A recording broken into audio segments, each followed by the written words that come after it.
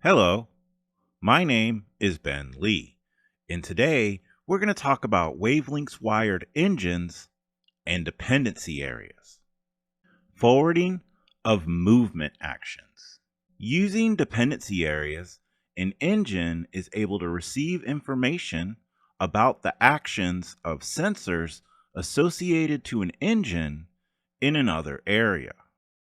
Each engine can send movement messages to up to 16 areas. Only movement information, not daylighting, is forwarded. In order to set up dependency areas, first select the engine and the Properties dialog box, expand Movement to expose dependency areas. The table below shows the engine action, priority level, and whether or not that message is forwarded based on the virtual input number used. A dependency set up with virtual input number 254 would send a non-forwarding message to the group 1 action of another engine. A dependency with virtual input 255 would forward the message on to the group 1 action of another engine. Scene select messages arriving at the engine have a priority 1, which is a higher priority than the scenes generated within the engine. This allows, for example, a keypad in a room to override the active scene selected by an engine.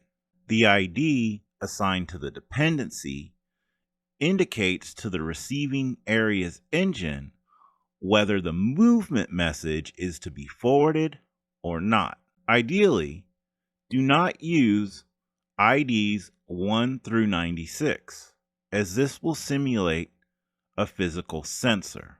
Now, let's look at an example of how to implement dependency areas. We have the first floor of a building that has a large lobby that connects to 2 corridors that then connect to the stairwells. In this example, the entrance of the building, lobby 107, needs to be illuminated whenever the areas around it are occupied.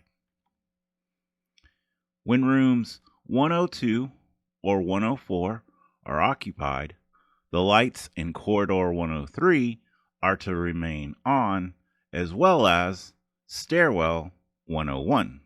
If rooms 105 or 106 are occupied, the lights in lobby 107 should also be on.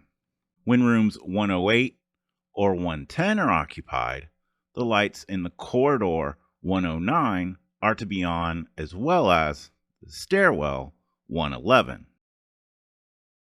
Now, let's create a programming map based on the required operation of the building. So first, if 102 or 104 are occupied, corridor 103 should be on, along with lobby 107 and the stairwell in 101.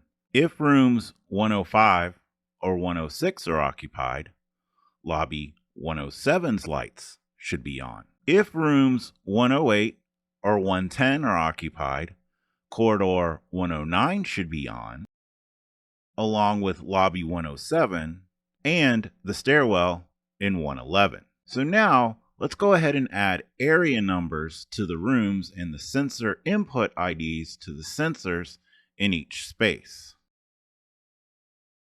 Finally, let's create dependencies where required.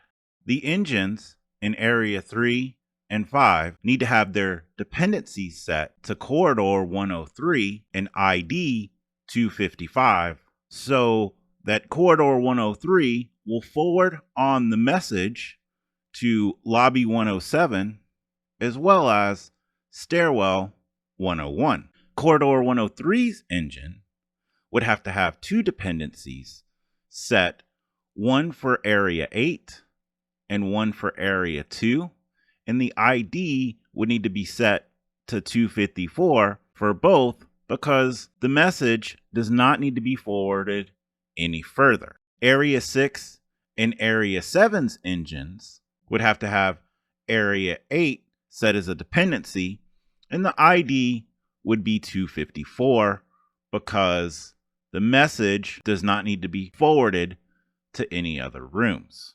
Area 9 and Area 11's engines both need to have a dependency set to Area 10 with ID 255 so that Corridor can forward on the messages to the lobby and the stairwell. Corridor 109's engine would have to have two dependencies set, one for Area 8 and one for Area 12, with an ID of 254 because the movement messages do not need to be forwarded past those two areas.